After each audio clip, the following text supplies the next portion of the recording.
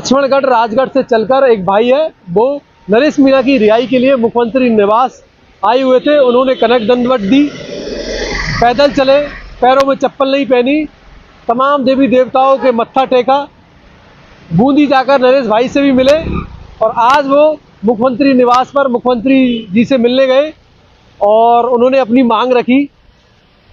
क्या बोला कुछ, क्या इन्होंने अपनी मांग रखी नरेश मीणा की रिहाई के लिए, क्या मुख्यमंत्री महोदय ने इनको आश्वासन दिया, इन्हीं सब बातों की चर्चा के लिए हमारे साथ है सुरेश मीणा जी।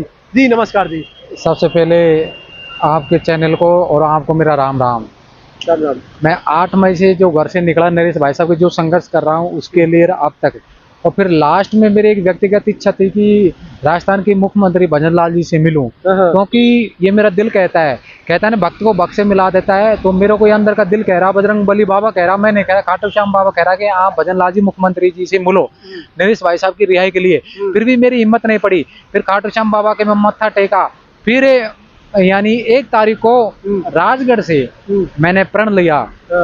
मैंने की राजगढ़ से मैं नंगे पैर जयपुर सीएम आवास के लिए यानी नंगे पैर जाऊंगा और मैं मंगलवार को भूख हड़ताल आमरण अनशन करूंगा और मैं नरेश भाई साहब की रिहाई के लिए मुख्यमंत्री जी के सामने दमदारी से रखूंगा।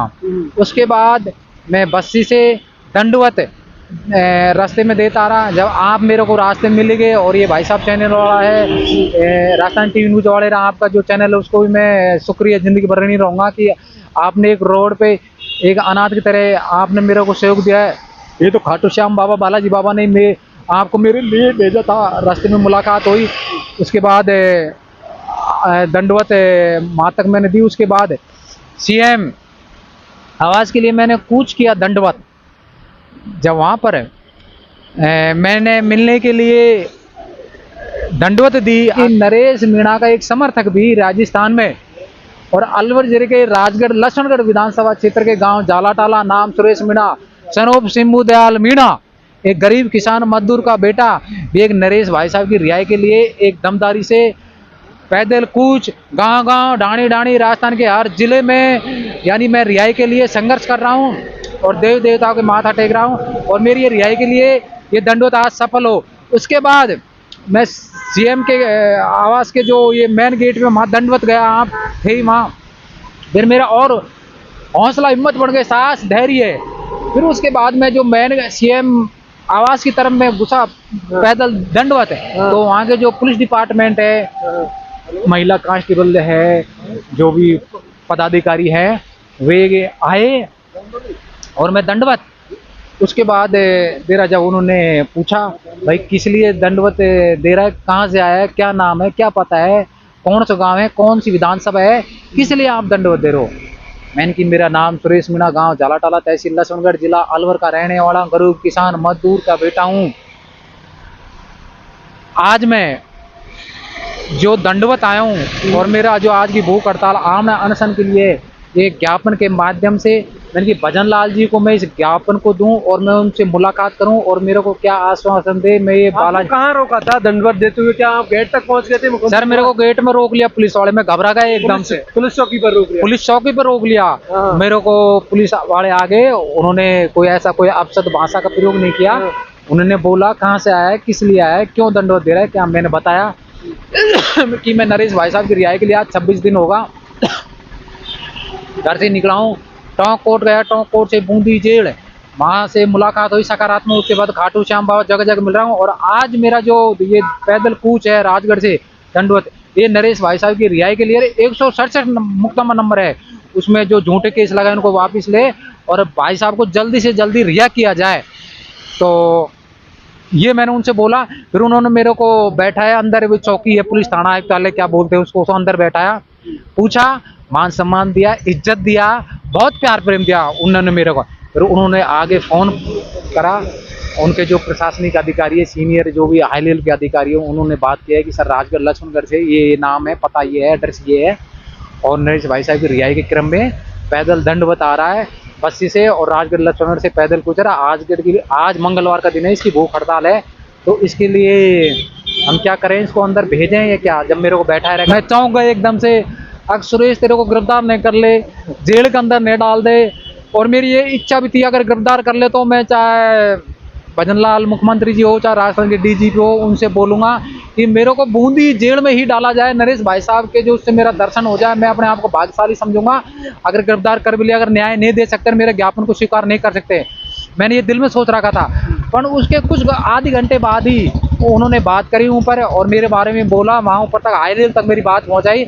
तो फिर मैं उनके पास मैसेज आया क्योंकि आने दो इसको अंदर है, तो मेरे को मान सम्मान दिया और फिर वहाँ से मेरे को गाड़ी में पुलिस वाले बैठा के ले गए। फिर उसके बाद फोटो वगैरह खींचे, नाम पता, उसके बाद मेरे डॉक्यूमेंट्स आधार कार्ड के उसका स्कैन लिया।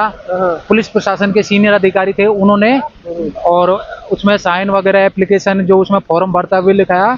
उसके बाद ये फोन पे उसपे गूगल पे सर ये देखो क्या क्या प्रोसीजर होते हैं, मेरे को इतना नॉलेज नहीं है। फॉर्मेलिटी की फॉर्मेलिटी उसके लिए ओटीपी आई, वेरिफिकेशन वगैरह किया। उसके बाद ये अब भी है ओटीपी, देखो सबूत है। उसके बाद वेरिफिकेशन होने के बाद एक स्कैनर सा होता है, वे स्कैन किया। फिर मेरे को ये अंदर ले गया, अधिकारी मेरे साथ गया अंदर। फिर वे उसमें स्कैन किया स्कैनर को, उसमें मेरा यानी welcome to Suresh chief minister ऐसे लिखी आई थी।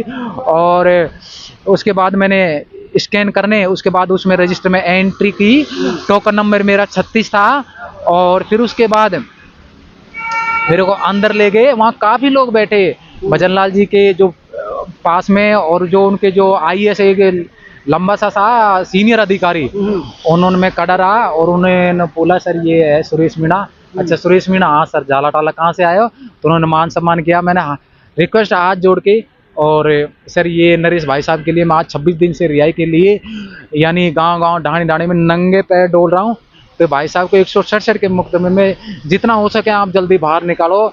और भजन लाल जी ये सामने थे पीछे, तो उनसे भी बोला, तो मैंने कि इसके लिए जल्दी करो, मैं आपका जिंदगी भर नहीं रहूँगा, आभारी रहूँगा। वे हंसने लग गए वहाँ जितने भी जो अधिकारी, मैं नाम तो नहीं जानता सर, मैं तो पहली बार गया हूँ और ये मैंने सपने में भी नहीं सोचा सर। यानी कि आप जिस रूम में गए, मीटिंग रूम में और भी अधिकारी बैठे हुए थे, और भी जो और मुख्यमंत्री महोदय भी थे उसमें, और वे बहुत मेरे को खुश हुई सर है, यानी बहुत अच्छा मान सम्मान दिया। और मैंने भाई साहब की दमदारी से बात रखी बहुत तरीके से। उनकी तरफ से क्या बोला गया? उन्होंने एप्लीकेशन ली सर, और वे पढ़ा, उसमें मार के जो सीएम साहब के जो आईएएस अधिकारी लंबा सा चौड़ा झुंडा को उन्हें मार करके, और भजन लाल जी और उनके सबने विश्वास दिलाया कि आपको इसको हम दमदारी से रखेंगे। और ऊपर ये एप्लीकेशन ये जो यहाँ के जयपुर के कलेक्टर किसको उसके हिसाब से वहाँ से भेजेंगे और हम आप इसमें पूरा सहयोग करेंगे, इतना विश्वास दिलाया मेरे को। उसके बाद मेरे को मान सम्मान दिया। फिर मेरे से वहाँ के जो प्रशासन थे सीनियर अधिकारी, वहाँ खाना खाने के लिए बोला और मान सम्मान दिया। सर मैं खाना नहीं खाऊं, पानी पीने के लिए बोला, पानी पियो खाना खाओ। फिर सर मैं खाटू श्याम बाबा से बोला कि मेरे ज्ञापन सकारात्मक मुलाकात हो जाए और ये ज्ञापन स्वीकार कर ले। मैं अब खाटू श्याम बाबा के जाऊंगा, खाना मैं अब ये भूख हड़ताल शाम तक रहेगी, मैं खाना कल ही खाऊंगा। मुख्यमंत्री महोदय ने क्या बोला? यानी जो आप जिस तरह बता रहे हो आईपीएस अधिकारी बैठे हुए थे, हाँ सर, तो मुख्यमंत्री महोदय ने उन्होंने विश्वास दिलाया कि हम आपकी इस ज्ञापन के माध्यम से हम आपकी बात को मजबूती से रखेंगे और ऊपर तक हम पूरा सहयोग करेंगे। और मैंने ये भी बोला सर जो झूठे केस है मुकदमा 167 में, उनको वापिस लिया जाए।